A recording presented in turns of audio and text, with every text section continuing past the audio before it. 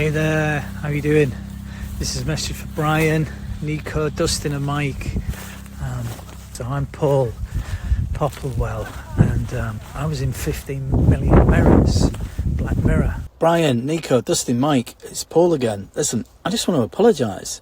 The sound quality on that video I did you was terrible. I was out hiking. I'm now in my little camper van thing. We shot 15 Million Merits a million years ago, but it was great fun. It was great to be a part of it, and it's been amazing to watch it kind of go stratospheric, and Netflix pick it up, and you know, all these Hollywood stars are directing and starring in it now. Not that the British cast were amazing, you know, absolute stellar, the creme de la creme of some of the top British artists, and me. But it was good fun. Good luck with the podcast, and keep up the good work, and don't go out there.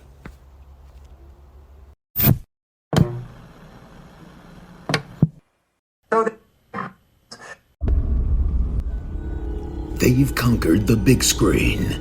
Now, get ready for the spin-off sure to send chills down your spine. It's Nico, Brian, Mike, and Dustin in Don't Go Out There, the series. Welcome back, everybody, to DGOT, the series. We really appreciate y'all listening. We hope y'all have been enjoying these series reviews. I know we have. It's been a lot of fun. Just want to give a quick shout out to our website, don'tgoouthere.com. Everything about our podcast is on the website.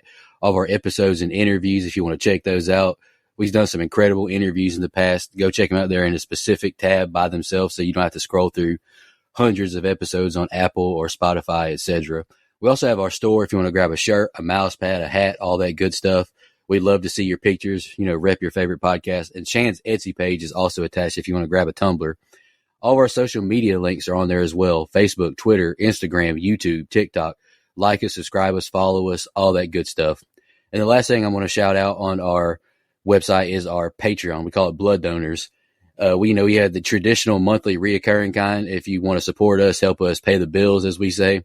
Or if there's a movie you want us to review, that option is available as well.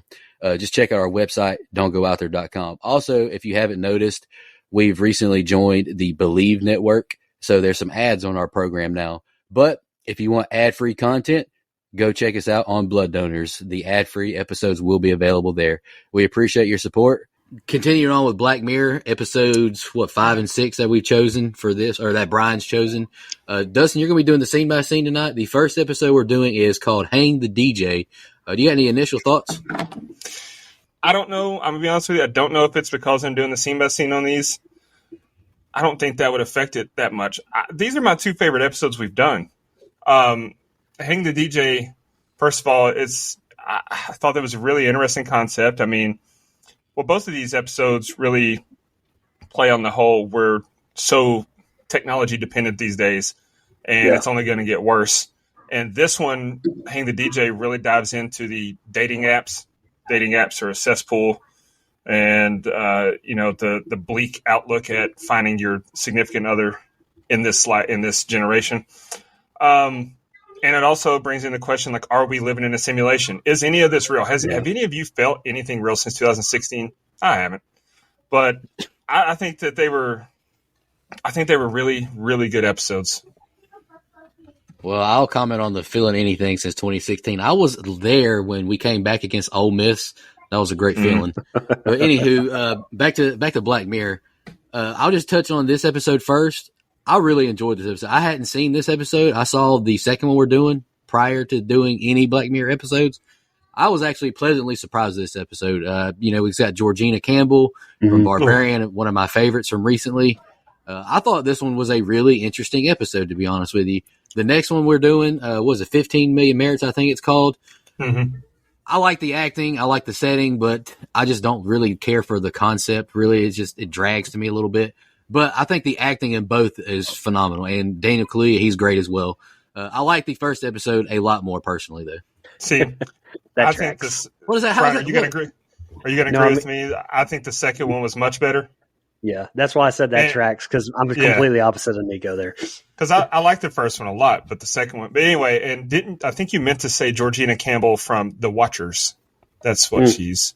Oh, I shouted her out from the Watchers in my notes. Oh, okay. But I mean, the Watchers wasn't one of my favorites recently. No, Barbarian. mine either. I thought we were going to tag team shit on that movie. That sounded weird. But anyway, just never mind. Go ahead, Brian. I don't even know how I go after that, to be honest with you, man. But I am glad to hear that you, Dustin, that you liked, at least one of these. You said both, but I was kind of starting to worry because I said before, I was like, listen, I picked all of these episodes because a lot of them are different. There's differing opinions on them. Mm-hmm. And so I thought, okay, there's got to be a few for everybody. And so far I hadn't really gotten you. So I was, I'm glad to hear that you like these at least the most. I hope I didn't come across as shitting on any of them because I think they're all really good concepts and everything. I think they would be better fleshed out in the movie. And there for a while, I'm glad we got to these episodes too, because there for a while, it seemed like the same formula. It's like lulling first half, weird twist at the end. Yeah. These kind of have that. Well, the first one, this Hang the DJ, definitely has that big twist at the end. Yeah. But even before the twist, like the story got me more. Like I was more invested in the characters than the others. So yeah.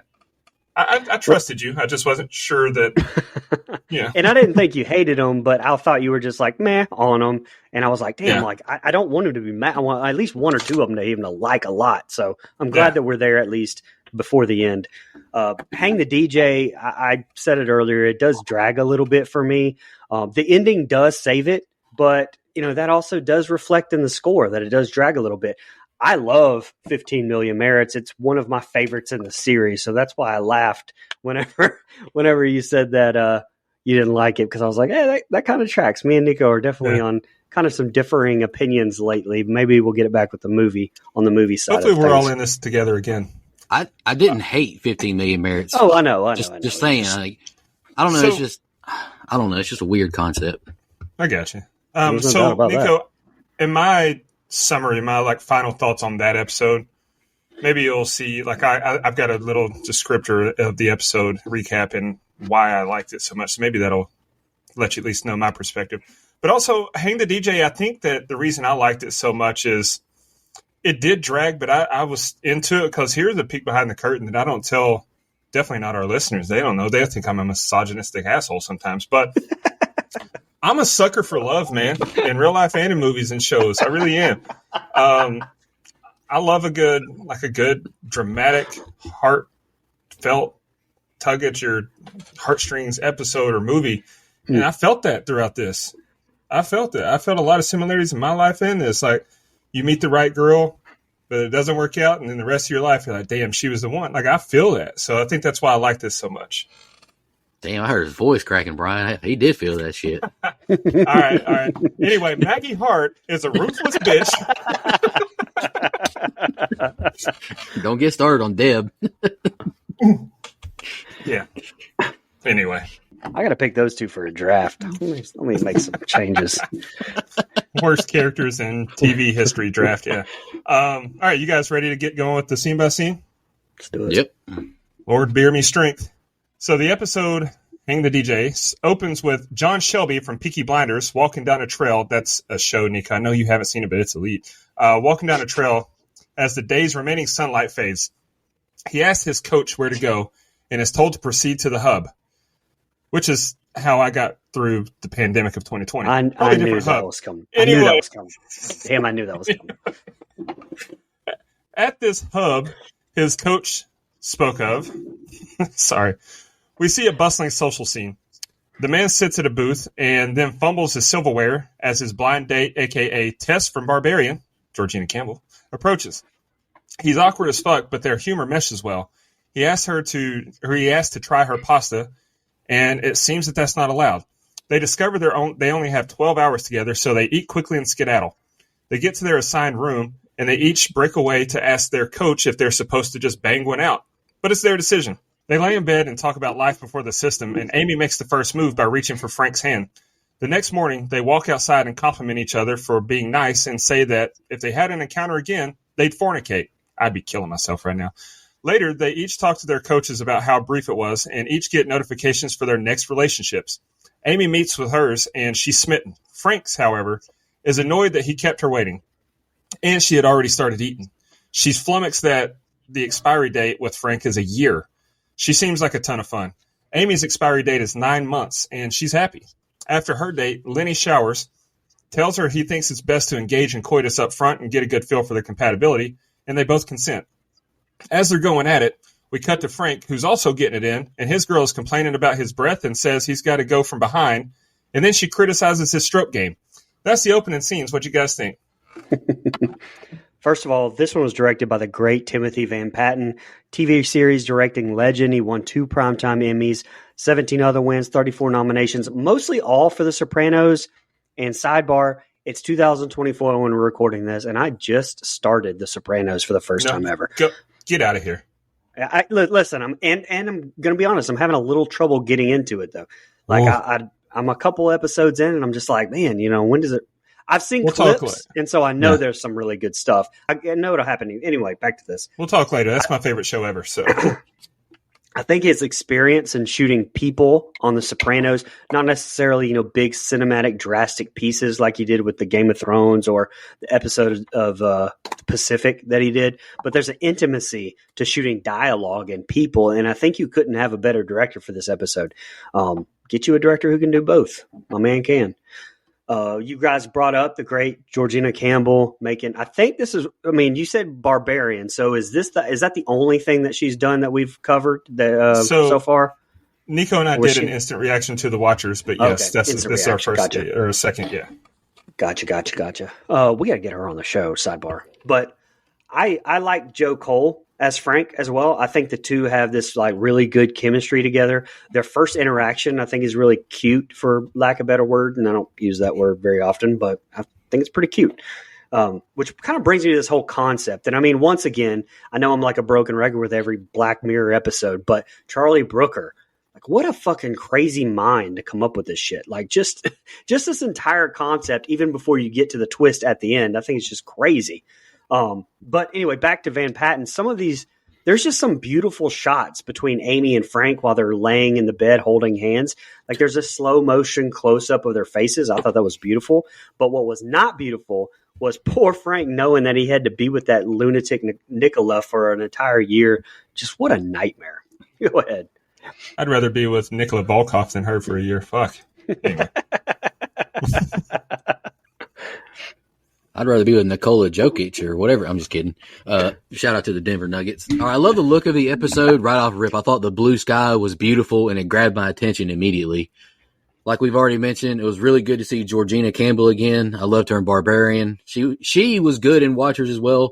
Watchers overall was not very good, though. I'll just say that.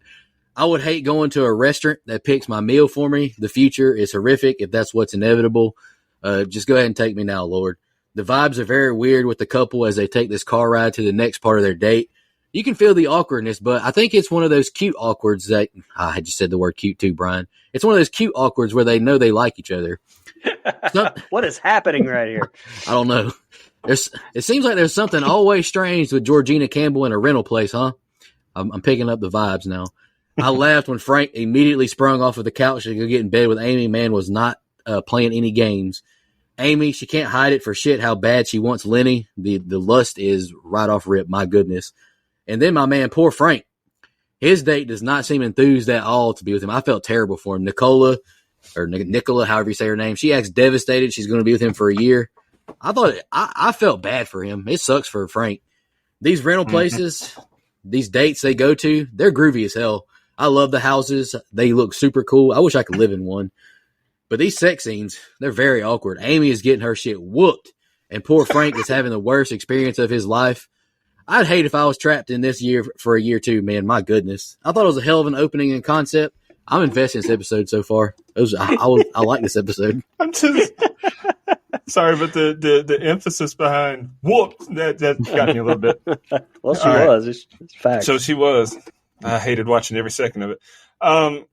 Lenny and Amy are laying in bed after their fuck sesh, and she seems pleased, but also has a look of, after he exhales loudly after each sip of water. Back to Frank, and his girl is passed out, so he must have laid it down better than she was putting on, I'll tell you that much. He looks at his device and sees 365 days and says, fucking hell, same. The next day, he's playing racquetball and confirms with his coach that he can't just walk away. We cut to an outdoor social event for the system where Frank's woman blows him off, and he sees Amy and her new man. Frank's lady criticizes him for eating garlic dip, so he eats another bite to get rid of her. Hell yeah. Amy approaches Frank to say hello and saves his life when he chokes on food. Lenny makes his way over, and it's awkward. You can tell that they want each other. 12 hours was BS. As Amy lays in her bed later, she grabs Lenny's hand, so he goes to Chowtown. That was interesting. Afterwards, he exhales loudly again, and she can't hold it any longer. She tells him it bothers her. We see Frank laying in bed, and the screen shows us 5 months. Back to Amy, and when Lenny exhales loudly again, her device says 9 months. Then we see 7 weeks, then 3 weeks, then it's finally over. Lenny says goodbye like it's business as usual, and Amy is relieved. But no rest for the weary. Another relationship, 36 hours. After sex, they part ways, and she's got another 36-hour relationship. Then another. She's looking very fed up with the situation when she gets another notification for a new relationship, and Frank's finally expires. They don't exactly have a warm and fuzzy goodbye. Frank and his lady doesn't, that is. And then Frank gets another match notification much sooner than he expected. What'd you guys think? I gotta phrase this correctly, but between Frank and Georgina, I guess, is she playing Amy? I can't remember. I would call her. Yeah. I call her Georgina and Amy back and forth. Amy. Okay. Well, between Frank and Amy, at first we're thinking that Amy gets the better end of the deal here with Lenny and that relationship, but almost immediately we can tell with this and then flipping to Frank, checking the 365 days on his remote and saying, fucking hell, it made me laugh. And just what a fucking nightmare this entire thing seems like. Man, look, shout out to George Blatkin playing Lenny. He was Athelstan on one of my favorite shows ever, Vikings. And seeing me here playing an asshole, which was the opposite of his character on there, it took me some getting used to. But again, it's just so good, especially with his downtown dining at the old Y comes up for the had me cracking up. Not much on this side of scenes besides that, admittedly did drag a touch. Something I thought of during this whole set of scenes, though, before the twist, obviously, which nullifies the thought. But before I knew that, I was watching this montage of these dudes just running the train on Amy and thought, what if she got pregnant? Anyway, just something that ran through my mind at the time. That's something that crossed my mind during this episode, too. Talk about a fucking nightmare. What if Frank would have knocked up Nicola? Whoa, yeah, exactly. Chris Benoit. But then when oh my god oh my god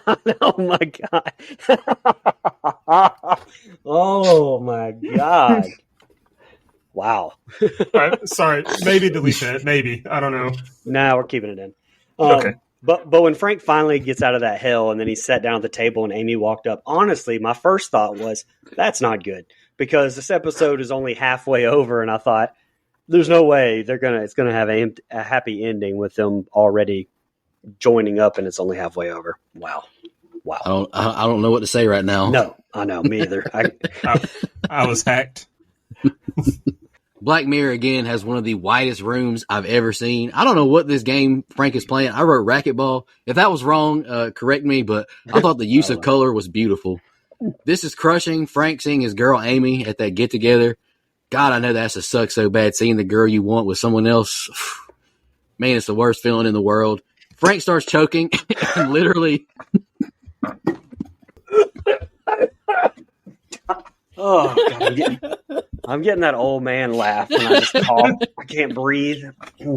Frank definitely persevered through a rough patch with Nicola, I'll tell you that much. Oh my God, I'm fucking crying. Okay, hold on. Let's get this back one. Frank starts choking, and literally no one at the party notices. I thought that was unreal. They don't give a fuck about these people. The chemistry, like you mentioned, Brian, between Frank and Amy, I thought it continued to stand out. I thought they had great chemistry together. Big shout out to Amy initiating sexy time. Ladies, don't be scared to make that first move. We love that. Hell yeah. I'm just going to throw that out there. Because we know it seems like we have 80% female listeners for some reason. A piece of advice to your man, make the first move sometime. There you go. And I wrote, is it a rule to have sex immediately or something? Damn, Amy, you're like a Jimbo Fisher speech, bouncing around, doing some things. Good. Jesus Christ. Balls off the don't lie. rails. All right, let me get these notes done. Nicola, she's a bitch. Goodness gracious, I'm so relieved for Frank that this relationship's over. Go ahead, Dustin. I'm so sorry. How am I supposed to go ahead right then? Brian just casually saying, balls don't lie. All right. All right. Next set of scenes. Frank sits at a table waiting for his next date, and Amy walks up. They're both happy that it's them. She doesn't want to check the expiry date because when she knows they're short term, she gets detached. And Frank adds that long term is just as bad, like a prisoner counting down hours. Back at their room, they share more common humor, and then she jumps his bones. I know one thing. I'd be praying that she was my one the system paired me with for life. They go on seeming like a perfect couple for a while, and finally Frank can't take not knowing. He has to know the expiry date. And after some hesitation, he checks it and sees 5 years. Then it recalibrates to 3 years, then 18 months, then 2 months, 3 weeks. He fucked up by checking it. 5 days, 20 hours. The next day, she can tell something's up, but he brushes it off. He finally comes clean, and it's emotional as fuck. He wants to run away together, but she says he ruined it and leaves him. The next set of scenes is the ending. Yeah, Jesus Christ, that conversation with Amy talking about fucking guy after guy after guy, and then it was just a quote, dick going in a hole over and over again. I was just like, wow, like what is going through Frank's mind right now? But we did get those beautiful shots again when the two held hands in bed. Those extreme close-ups coupled with that slow motion, again, just beautiful, beautiful shots stand out to me. So what if they're right? Like, what if our lives are just a simulation? You know, Dustin brought it up at the beginning here, just some beings playing The Sims, and thinking back to when I used to play The Sims and I trapped them in rooms with no doors or windows until they shit pissed themselves so much they starved. Like, if we're living in a simulation, no wonder most of it sucks. I mean, I'm serious. Yeah. You ever seen a baby pigeon? Nope. No, actually, no, I haven't. Studies as recent as 2021 from the UK say the chances are actually as high as 50-50 that we are in a simulation. But I don't know. I just know I wish whoever's in control of me would hit that unlimited money cheat that I used to pull on the old Gateway computer playing The Sims back in the day. Love it. The same one Dustin has. Fuck you. Anyway, Frank, you fucked up, brother. Like me checking the spoilers on a new Ghostbuster movie coming out. You can't fucking help it, could you? Ew, fucked up, though. But, I mean, if it was only 5 years and not forever, wouldn't you rather get out of it sooner rather than later? I mean, you certainly don't tell her you broke it, you fucking dipshit. You just, say, hey, well, guess I checked it and it said this. So you don't admit that it was fucking 5 years. What an idiot. Go ahead. Definitely agree with that part. Anyway. What part? Don't tell her that you broke it. Like, I checked it and said, I'm sorry I checked it. I couldn't help it, but it's only 20 hours. Like, it said 5. Fucking hell, idiot. Yeah, exactly. Amy and Frank back together. I thought it was lovely to see. I'm rooting for them. I'm like you, Dustin. I like me a good old rom-com, a good love story. I'm rooting for these two. Amy asked, think you could last 10 minutes? I immediately yelled in my own head, hell no, I ain't no superhero. What am I going to do with the other 8 minutes? Soon as what am I supposed to do? Listen to Freebird or something? As soon as Frank pulled out the expiration device, I got scared. Don't do it, man. Don't do it, I yelled. Then my heart officially sank into my gut when the device recalibrated to such a short time. Fucking idiot. You shouldn't have messed with the device in the first place. And I wrote, dog, why am I almost crying in the club right now seeing this couple argue? I want them together. I was devastated, but I didn't have a lot of notes. That's all I got. I want to clarify something. I don't mind rom-coms, but I don't like rom-coms. Aren't my favorite. I like emotional love stories. Like the movie Her, the most depressing movie I've ever seen. Love that movie. Anyway, This is the ending. Frank is crying to his device and says he wants to hop the wall and leave. The coach tells him there will be punishment for that, and he has to vacate his living quarters when the time expires. We then see Amy with her relationship, and she's looking detached again. We get good camera cuts back and forth between Amy and Frank as a solemn score plays, and then a great montage of Amy's relationships coming and going as she stands in the same spot. We cut back to Frank, who's talking about Amy while getting topped off, and then he thinks about Amy as he mounts her. Amy gets a notification that her ultimate match has been identified. Oh, and she's met him before, sorry. And she gets a farewell period with the person of her choosing. She picks Frank with no hesitation. She tosses her device in the water and then goes to meet Frank and kisses him immediately. He tells her his ultimate pairing has also been scheduled for tomorrow. And they each say they don't want whoever the system has chosen. They want each other. They talk about how they don't remember anything about life before coming here and how familiar their first encounter felt, and they agree to hop the wall and run away together. On their way out, one of the system guards pulls a taser, but Amy touches it, and instead of being shocked, everyone but her and Frank freeze in place. The two of them run to the wall and climb the world's tallest ladder, and as they do, the simulation crashes, and they're just in a black room with other people. And each couple has numbers over their heads before they start disappearing, and we see 1,000 simulations completed and 998 rebellions logged. We cut to Amy's phone, where Frank's picture says 99.8% match, and his says the same about her. They share a smile from across the room, and the episode ends. What'd you guys think? As much as this drug some through the episode for me, like I mentioned, Frank bringing up the wall, the Stepford Wives type people all around, and really this whole kind of Divergent type situation, if you've ever seen those movies.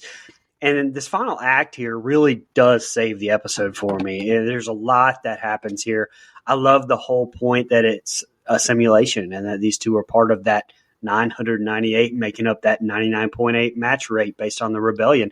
I thought that was freaking brilliant. And then finishing up with the real life version of those two, showing us how the dating apps get those figures. That's some deep shit. The ending saves the episode for me. Man, I haven't been this sad with something involving technology since Caleb's simp ass got left in the house by Ava and Ex Machina. I'm hurt for my man Frank here.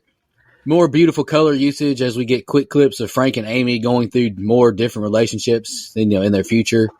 And I didn't expect this scene. Frank venting about losing his ex with another chick, and they both agree to think of another person while having sex. I thought that was wild, but I did get a good laugh out of it. The couple leaving the restaurant is really tense with all eyes on them. And it was really cool that Amy was able to turn the stun gun off with her hand. Hell yes, sis. I think the ending is quite interesting, and it seems way more effective than Tinder or Bumble. So, hell yeah, I like this episode a lot. I had a good time with it. All right. You guys have any fun facts? I just have one. The song Panic by the Smiths is played as Frank and Amy both flirtatiously smile at one another. Morrissey and Johnny Marr wrote the lyric, Hang the DJ, as a protest against a specific DJ named Steve Wright, who they despise because of his insipid taste and adherence to a kind of corporate approach to music. So the idea of singing Hang the DJ was about rejecting the music being played for you, to think for yourself, to rebel, which can be seen as a metaphor for the actions of 998 digital versions of the couple. Love it. Great choice. Is that the one you had? Yeah. Yes. Sorry, brother. No, you're good. All right. You guys want to go around the horn with your final thoughts and score? Let me go first. Go ahead. All right. Easily my favorite episode thus far. There's not really a horror aspect to be found in it other than the question of, are we all just living in a simulation? But I loved it. I pray every day that I'm in a simulation, and the one that I feel got away is my ultimate pairing when it crashes. No bullshit. 9.25 for me. Very good. You want to I'll go ahead, next. Fun episode, man. I enjoyed it. I like the chemistry between Frank and Amy. I thought they were great. It was an interesting concept that, is very relative today. It kind of paints how dating kind of is like with these new apps and all that. But I thought them two carried the episode. I gave it 8.5. Yeah. I didn't expect to be the lowest of the three, but very good character development here. I cared about these two. Just like you guys said, great twist, revelation. It definitely hit for me. Again, it just drug on a tad during that character development stage. I got a little monotonous, which I know is the point, but it did bring it down a little bit for me, just from a rewatchability standpoint. The whole thing around it, I gave it an 8, a flat 8. Yeah, that puts us at an 8.58333333, and IMDb has it at 8.7, so we're right there with them. Wow, nice.